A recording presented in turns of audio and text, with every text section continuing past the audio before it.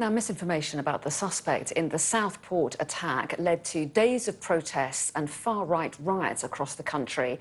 More than 700 people were arrested. Yeah, the government now says it wants to educate young people over how to spot what the Education Secretary called putrid conspiracy theories. We'll have more on that in a moment, but first, our People and Politics correspondent Nick Martin reports. The riots were in part fuelled by a dangerous digital deception. Lies, rumours and often misinformation spread like wildfire on social media. And with children as young as 13 being charged in connection with the disturbances, the government now wants youngsters as young as 5 to learn in the classroom how to spot real from fake. There's clearly been a great deal of disinformation on social media. I think social media is a force for tremendous good in terms of what it allows people to do in communication, but there are risks involved as well. Now, my colleague Peter Kyle, the Science and Technology Secretary of State, has met with social media companies who are playing their bit as part of this in terms of labelling and fact-checking information that now exists out of there. The courts have cracked down hard on rioters, but also those who incite violence online. 28-year-old Jordan Parler on the left and 26-year-old Tyler Kay are thought to be the first people to be jailed for encouraging rioting online. Both men urged people to target hotels housing asylum seekers. Parler was sentenced to 1.5 years. Kay got 3 years. Across the country, multi-faith gatherings have been taking place in an attempt to counter the division caused by the disruption. Division in communities and online. That minority has created that feeling of what it was like in the 70s and 80s for somebody like myself of being scared to go out. And those images and those feelings and that dread has been reborn. And we want to really squash it out as quickly as possible. Violent disorder, clearly whipped up online, that is also a crime. The government has social media platforms in its sights as incitement spreads, and the ex-owner Elon Musk seems to be limbering up for a fight. His post claiming civil war was inevitable following the riots have been condemned, and he's also shared posts which have turned out to be untrue. People are literally faster at processing information they've heard before than information they haven't heard before. And so when that information is false, it starts to build associations in the brain, and over time it also becomes less immoral to share it. It starts to sound true. It doesn't sound as strange anymore the more often you see it and you hear it. And so that's how people start to share misinformation, and that can happen to anyone. In Southport, the community came together to pay their respects in the first of 3 funerals. So far from the online world, their grief is real and tangible. Nick Martin, Sky News. Well, in a moment, we'll be joined by Julia Ebner from the Institute for Dialogue, who specialises in far-right extremism. We've just lost her line for a second, but we will re-establish that. But we are joined now by Marley Morris, who's covering migration, trade and communities at the Institute for Public Policy Research. So a very good morning to you, Marley. Thanks for talking to us today. First of all, I wonder if we can get your take on what's behind all this violent disorder that we've seen. What do you think the cause is? No, absolutely. I mean, I think first of all, it's really important to say that there's no justification for this violence and rioting by far-right actors in the last week or so.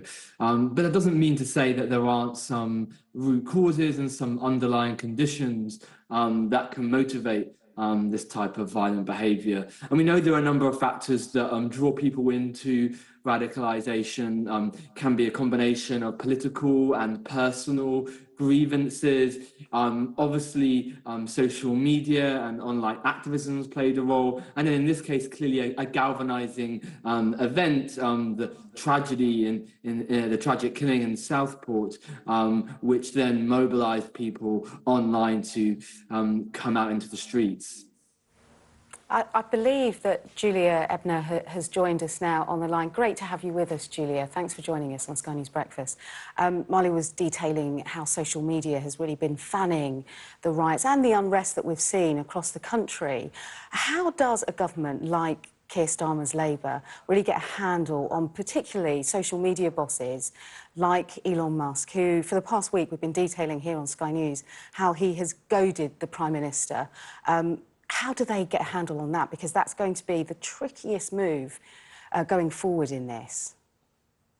It will be extremely difficult, and especially with tech companies such as X that are unwilling to remove accounts, that actually restored some of the accounts of far-right influencers such as Tommy Robinson or the misogynist influencer Andrew Tate.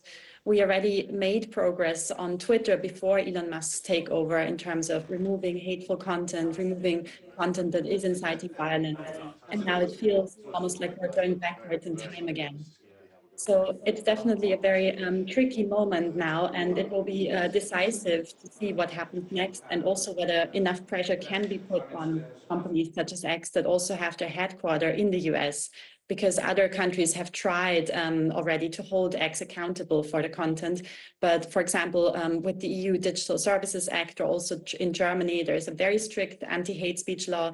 These governments have tried to hold Elon Musk accountable for the content on X, but so far it's not been very successful. And of course, there's a whole different topic as well, which is more around the algorithms and the infrastructure of the tech platforms, where it's not just X, but also all the other tech platforms that still have a very fundamental problem in the way that they promote hateful or apocalyptic content, where it just can really spread at rapid speed, as we could see in the events of the last couple of weeks. And Marley Morris, the government has implied that they are looking to tighten up the Online Safety Act to make it tougher on social media companies. And the other thing that it seems to have done in the aftermath of this violence, it's framed it as a law and order issue, hasn't it? And they've been very keen to ensure swift and very public justice. Do you think that's been the right approach? I think in the short term, absolutely, it's the right approach. It's essential to get law and order back onto the streets, to bring the perpetrators to justice. But I think that doesn't mean that there isn't a long-term job to do. Part of it is, as Julia was saying, about tackling how these misinformation and far-right extremism is spreading online, but also I think it's about looking at some of the underlying conditions across the country and thinking about how we have an effective community cohesion strategy, which has frankly been neglected for the past few years, and which is a really important antidote to this kind of far-right politics and this divisive and racist activities. Julia, your thoughts on, there will be people watching that say, hang on a second, we need to be able to speak freely, and free speech is an issue, and online we've seen that explode incredibly.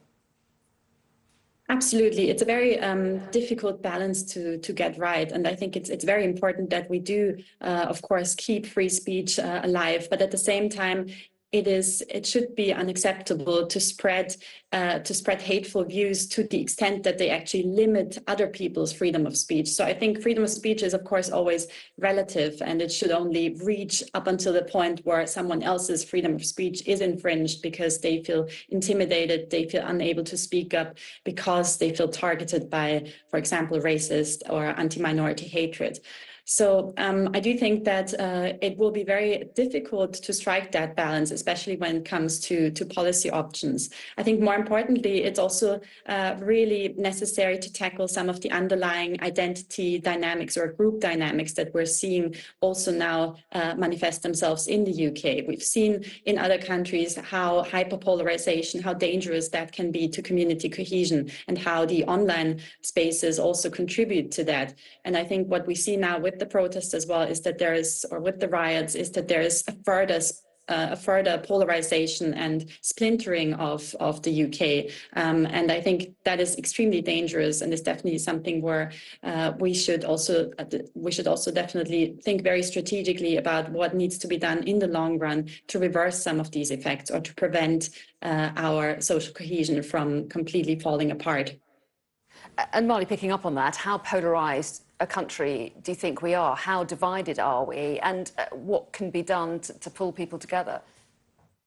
Yeah, I mean, I think it's important to note that the vast majority of people absolutely reject the violent actions of the past week. And we saw, last week, a strong response from communities coming out to counter and to protest against far-right violence. But that isn't to say that there are divisions. And as I said, there has been this neglect of a cohesion strategy in recent years. And there's a lot more I think we can do to bring people together, bring different communities together across our country, and to strengthen that resilience to the narrative that far-right extremists peddle. And I think what we've seen is this narrative, which I think is really unhealthy, based on this grievance that there are somehow different ways that the police or the state treats different communities. And I think trying to counter that, building a political narrative on the government, as well as a cohesion strategy, is really important, because I think it's both of those things at once. It's bringing people together, but it's also about calling out, far-right misinformation and narratives, particularly when the government has a voice and can help to dispel this misinformation and to build a different story about bringing our country together. Yeah, really interesting stuff. Marley Morris and Julia Ebner, really interesting to see what kind of debates might be framed in the weeks ahead. But thanks very much indeed for your thoughts. We really appreciate it. Thank you.